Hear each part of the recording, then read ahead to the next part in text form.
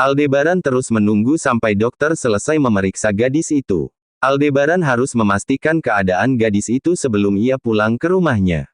Setengah jam kemudian dokter pun keluar dari ruangan tersebut. Aldebaran pun segera menghampiri dokter tersebut. "Bagaimana dok?" tanya Aldebaran. "Keadaan tidak terlalu parah, hanya luka luar saja, dan akan sembuh dalam beberapa hari," jawab dokter tersebut. "Oh ya, dok, tolong sembuhkan dia. Dan letakkan di ruangan VVIP 1, kata Aldebaran.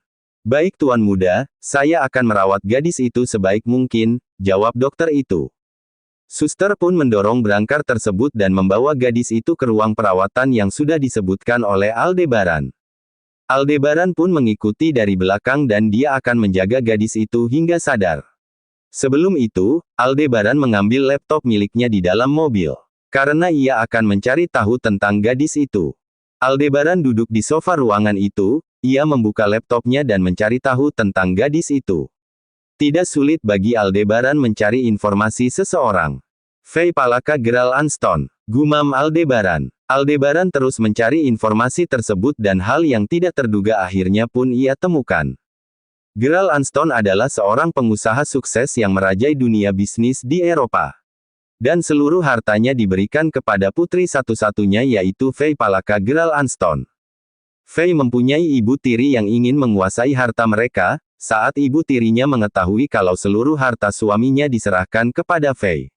Ibu tirinya pun berniat menghabisi anak tirinya itu.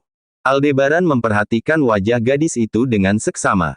Aldebaran juga tidak menyangka kalau gadis yang ia tolong adalah anak dari pengusaha yaitu Gerald Anston dari Jerman. Aldebaran kemudian menelepon ayahnya untuk datang ke rumah sakit. "Halo, San. Ada apa?" tanya Ram to the point. "Ayah bisa datang kemari. Ada sesuatu yang penting yang ingin aku bicarakan," jawab Aldebaran. "Baiklah, ayah akan datang bersama bunda," kata Ram. Aldebaran pun memutuskan sambungan teleponnya. Dan juga menutup laptopnya. Aldebaran berjalan mendekati ranjang pasien, di mana Faye masih belum sadarkan diri. "Aku akan membantumu melindungi seluruh asetmu," gumam Aldebaran. Aldebaran kembali duduk di sofa dan membuka laptop miliknya. Diam-diam Aldebaran melindungi aset perusahaan dan aset lainnya agar tidak jatuh ke tangan orang yang salah. 1 jam kemudian Ram datang bersama Cahaya. Kedua pasangan suami istri langsung ke ruang perawatan Faye. "Ada hal penting apa yang ingin kamu bicarakan?" tanya Ram. "Duduk dulu ayah, bunda," kata Aldebaran. Ram dan Cahaya pun duduk, keduanya masih penasaran dengan apa yang ingin disampaikan oleh putranya itu. "Ayah kenalkan dengan Tuan Gerald Anston," tanya Aldebaran. "Ya, kenal. Dia adalah rekan bisnis ayah. Dan dia ingin menjodohkan putrinya denganmu, tapi ayah tolak. Karena ayah tahu kamu tidak mungkin menerima perjodohan," jawab Ram. "Ayah bisa menghubunginya untuk datang kemari. Tapi tanpa sepengetahuan istri dan anak tirinya," tanya Aldebaran. "Tapi ayah tidak ada membahas bisnis," jawab Ram. "Suruh saja dia datang, dan ingat jangan memberitahukan istri dan anak tirinya," ulang Aldebaran. "Baik, ayah akan coba untuk menyuruh kemari," kata Ram. Ram pun menelpon Gerald Anston, dan panggilan telepon pun langsung dijawab. "Halo Tuan Ram, ada apa menelpon saya?" tanya Gerald. "Bisakah Anda datang kemari? Saya ada sesuatu yang ingin dibahas. Dan tidak bisa lewat telepon," kata Ram to the point. "Oh ya, jangan sampai anak dan istrimu tahu," kata Ram lagi. "Baiklah, saya akan pergi sekarang," ucap Gerald. Gerald nampak sangat senang saat Ram mengatakan ingin membahas sesuatu. Karena Gerald sangat berharap putrinya akan menikah dengan putra rekan bisnisnya itu. Gerald belum mengetahui kalau anak kandungnya hilang.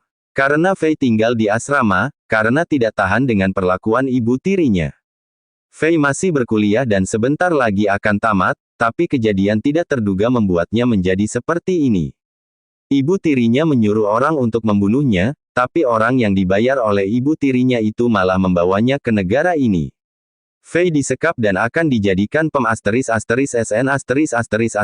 oleh orang suruhan ibu tirinya itu.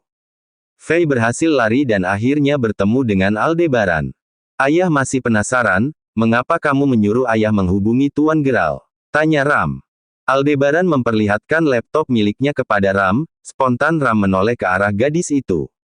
Jadi dia Putri Geralt? Tanya Ram. Aldebaran mengangguk. Cahaya pun terkejut mendengarnya. Inikah yang dinamakan takdir? Batin Ram. Sebaiknya kamu jaga dia di sini, ayah dan bunda akan pulang dulu, kata Cahaya. Baik bunda, kata Aldebaran. Aldebaran patuh kepada kedua orang tuanya, selama masih di jalan yang benar. Ayah dan bunda pulang dulu, pamit Cahaya. Aldebaran mengangguk. Setelah Ram dan Cahaya keluar dari ruangan itu, Aldebaran kembali membuka laptopnya dan melakukan pekerjaan yang belum selesai. Aldebaran berkutak-atik dengan laptopnya, tidak terasa malam sudah larut. Perut Aldebaran berbunyi karena ia lupa makan. Sebaiknya aku keluar cari makan dulu sebentar, gumam Aldebaran. Tapi aku tidak tega meninggalkan gadis itu sendiri, gumam Aldebaran. Aldebaran menjadi dilema. Lalu ia memutuskan untuk memesan makanan pada restoran yang buka 24 jam. Kemudian Aldebaran kembali duduk di sofa sambil menunggu pesanan makanan datang. 1 jam pesanan pun datang. Aldebaran segera membuka pintu ruangan tersebut dan mengambil makanan tersebut. Soal pembayaran sudah Aldebaran transfer. Kini hanya tinggal memberi tips pada pengantar makanan tersebut. Aldebaran pun segera makan, kalau tidak makan maka ia akan sulit untuk tidur. Setelah selesai makan, Aldebaran segera ke kamar mandi. Ia ingin mandi terlebih dahulu sebelum tidur. Setelah selesai mandi, Aldebaran kembali melihat Faye dan ternyata belum sadarkan diri. Aldebaran pun berniat untuk tidur. Tapi sebelum itu Aldebaran menelpon asistennya kalau besok dia tidak masuk. Akhirnya Aldebaran pun tertidur karena sudah mengantuk. Pagi hari, Aldebaran meregangkan otot-otot tubuhnya, ia merasa pegal karena tidur di sofa. Matanya melihat keranjang rumah sakit, ternyata Faye masih belum sadarkan diri juga. Aldebaran berjalan ke kamar mandi, untuk membersihkan diri. Dan ia memesan pakaian ganti melalui online. Ia juga memesan pakaian untuk Faye bila sudah sadar nantinya. Apa dia koma? Batin Aldebaran. Dalam hatinya bertanya-tanya karena gadis itu masih belum sadar juga. Dokter masuk untuk memeriksa keadaan pasiennya, dokter juga heran seharusnya pasiennya sudah sadar. Tapi ini masih belum. Bagaimana dok? Tanya Aldebaran. Menurut pemeriksaan kami, seharusnya pasien sudah sadar, jawab dokter. Mungkin belum sempat Aldebaran melanjutkan perkataannya, Faye sudah melenguh. Di mana aku? Gumamnya. Dokter pun mendekat ke pasien dan memeriksanya ulang. Keadaan pasien sudah lebih baik, hanya tinggal menunggu luka-lukanya sembuh, kata dokter. Terima kasih dok, ucap Aldebaran.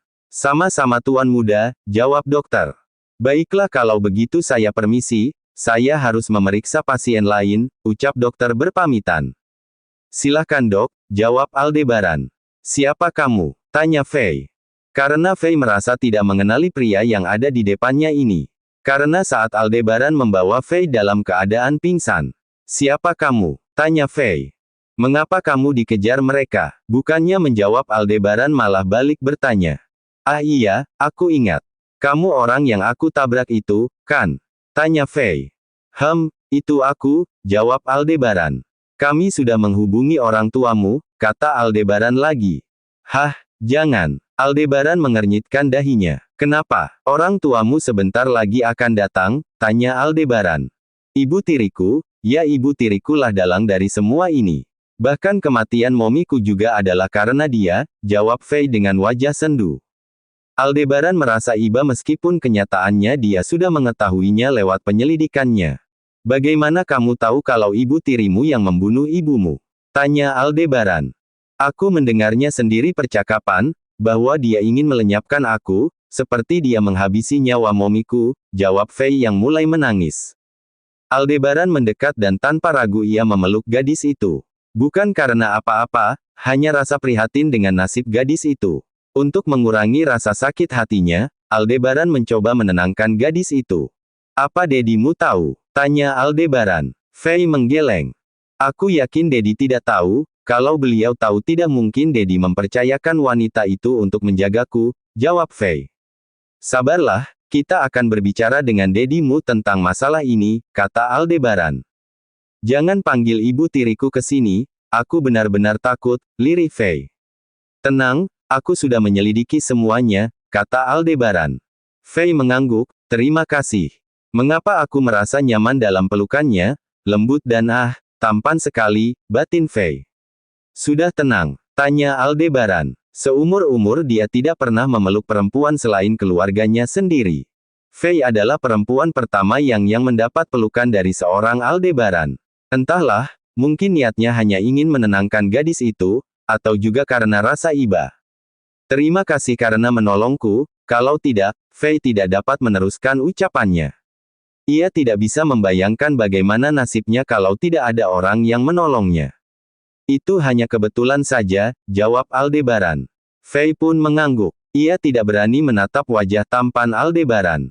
Entah mengapa hatinya terasa berdebar saat menatap wajah tampan itu. Aku belum pernah merasakan seperti ini, batin Fei. Kemudian ia kembali berbaring. Aldebaran begitu telaten melayani gadis itu. Tentu saja Fei merasa tersentuh dengan perlakuan yang tidak wajar menurutnya. Mengapa tidak wajar? Karena jantungnya serasa mau lepas dari tempatnya. Sementara Aldebaran biasa-biasa saja, meskipun ada rasa aneh dengan detak jantungnya saat ini. Sikapnya yang dingin membuat dirinya menepis debaran itu. Mungkin hari ini dedimu datang, kata Aldebaran. Fei hanya mengangguk. Ia masih menetralkan perasaannya saat ini, perasaan yang belum pernah ia rasakan sebelumnya. Dan perlakuan Aldebaran yang lembut tidak pernah ia rasakan dari laki-laki manapun. Mengapa dia begitu baik? Kalau aku jatuh pada pesonanya bagaimana? Aku takut tidak bisa bangkit, batin Fei. Cantik juga, gumam Aldebaran. Hah, kamu ngomong apa? Tanya Fei, karena Fei kurang jelas mendengarnya. Tidak. Aku tidak ngomong apa-apa, jawab Aldebaran. Kemudian Aldebaran menelpon sang adik. Halo Al, tumben nelpon, sapa Aleta menjawab panggilan tersebut. Kamu di mana sekarang? Tanya Aldebaran. Di restoran, kebetulan aku baru sampai, jawab Aleta. Bawakan makanan untuk 2 orang ke rumah sakit Bunda, langsung ke ruangan VVIP, kata Aldebaran. Baik, siapa yang sah? Panggilan pun terputus. Aleta tidak jadi meneruskan pertanyaannya. Kebiasaan, gerutu Aleta. Sementara Aldebaran tidak merasa bersalah sedikit pun, setelah mematikan sambungan teleponnya secara sepihak. Aldebaran kembali duduk di sofa sambil melanjutkan pekerjaannya yang dikirim oleh asistennya melalui email. 1 jam kemudian, pintu ruangan itu diketuk. Aldebaran bangkit dan langsung membuka pintu. Pengantar makanan, ucap Aleta sedikit berteriak. Aldebaran tersenyum melihat kekonyolan sang adik. Gayamu dek, sudah seperti pengantar makanan beneran, kata Aldebaran. Lah kan emang iya, jawab Aleta. Aleta hendak masuk, tapi dicegah oleh Aldebaran. Aleta berusaha memaksakan diri untuk masuk ingin tahu siapa yang ada di dalam. Namun Aldebaran masih berusaha untuk menghalangi. Hingga akhirnya, buaf, 1 tendangan mendarat sempurna di perut Aldebaran. Membuatnya mundur beberapa langkah. Aleta pun segera masuk. Salah sendiri, coba tidak menghalangi jalanku untuk masuk. Tidak begini jadinya, ucap Aleta santai. Cewek galak seperti itu, aku yakin tidak akan ada cowok yang mau, kata Aldebaran. Daripada kamu, jomblo sejak lahir. Ngenes banget, ejek Aleta. Fei hanya bengong melihat 2 bersaudara itu berdebat. Fei melihat keduanya nampak mirip, jadi Fei berkesimpulan bahwa mereka adalah saudara. Sementara Aleta masih belum menyadari keberadaan Fei, karena ia asik berdebat dengan Aldebaran. Mata Aleta melotot saat pandangannya tertuju pada ranjang rumah sakit. Dan melihat seorang gadis cantik meskipun banyak kesan luka di bagian tubuh dan juga wajahnya. Siapa dia Al? Tanya Aleta. Kepo, jawab Aldebaran. Aleta mencebikkan bibirnya. Ia berjalan ke arah ranjang rumah sakit. Matanya memandang lekat gadis itu. Siapa kamu? Tanya Aleta. Dek, jangan buat dia takut dengan sifatmu itu, kata Aldebaran. Siapa namamu? Tanya Aleta lagi. Ia tidak mengendahkan perkataan Aldebaran. Fei, namaku Fei, jawabnya. Nama yang cantik seperti orangnya, kata Aleta. Fei tertunduk.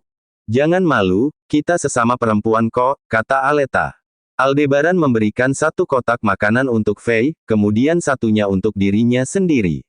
Aldebaran mulai makan dan dia juga menyuruh Fei untuk makan. Aleta melihat Fei sepertinya ragu, ia pun mengambil sendok dan tidak lupa ia juga menyendok makanan tersebut. Dan perlahan menyuapkannya ke mulut Fei.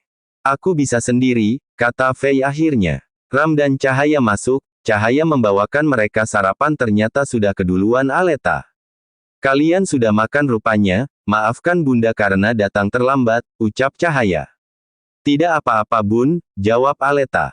Fei semakin tertunduk, cahaya langsung menghampiri Fei dan mengambil alih makanan di tangan Aleta. Cahaya menyuapkan makanan ke dalam mulut Fei, seketika Fei menangis. Cahaya segera memeluknya dan menenangkannya. Gak apa-apa, jangan sedih. Anggap kami keluargamu, ucap cahaya mengelus rambut Fei. Hal itu malah semakin membuat Fei menangis. Ia teringat akan kasih sayang mominya. Meskipun mominya sudah lama meninggal, tapi Fei tetap mengingatnya bahkan merindukannya. Itu sebabnya Fei menangis. Setelah merasa tenang, dan tangisan Fei mereda, cahaya melepas pelukannya dan kembali menyuapi Fei makanan. Terima kasih, ucap Fei pelan. Tapi masih bisa didengar oleh cahaya. Cahaya pun mengangguk, dan kembali menyuapi Fei makanan, hingga makanan itu habis. Kelembutan cahaya padanya, membuat Fei merasakan kasih sayang seorang ibu. Fei kembali menitiskan air mata, tapi tidak seperti tadi. Kali ini tanpa suara, hanya air mata yang mengalir begitu saja dari pelupuk matanya. Perlahan cahaya mengusap air mata itu. Bagaimana kamu bertemu dengannya? Tanya Aleta pada Aldebaran. Aku hanya menolongnya saat ia dikejar penjahat, jawab Aldebaran. Sepertinya dia cocok denganmu, Al, kata Aleta. Ngaco, jawab Aldebaran. Al menepis perasaannya itu, karena ia memang belum menyadarinya. Titik.